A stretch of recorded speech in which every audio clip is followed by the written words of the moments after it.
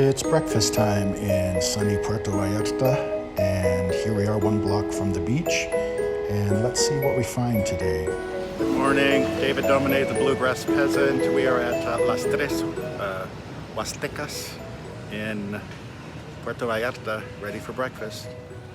Las Tres Huastecas is on Olas Altas, or High Wave Street, and this is your typical Mexican diner specializing in lunch and breakfast items.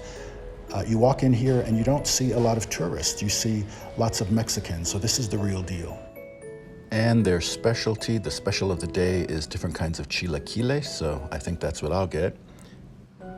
For lunch and dinner, there's different meat and fish and chicken dishes. For breakfast, lots of egg dishes, omelets.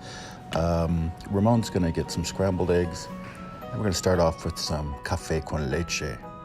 For café con leche, I like it best when they bring a pitcher of steamed milk to your table and mix it with the concentrated black coffee. But this is good enough. We've got hot milk, coffee, gonna add a little sugar, and this is how we'll get breakfast started. And my chilaquiles rojos con bistec have arrived. I got red chilaquiles with a bistec, and I got 2 fried eggs on top. Looks pretty good. We'll see how spicy it is. I hope it's spicy.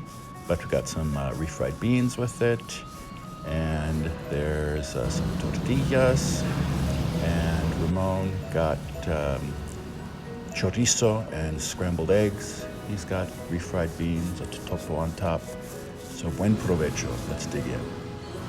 And the chilaquiles are good. They're nice and spicy. Not too spicy, though. The eggs are cooked well. It's very tasty. Ramon liked his scrambled eggs. He had hash browns with it. The bill comes, and before the tip, it's not even $14. So this is really a bargain.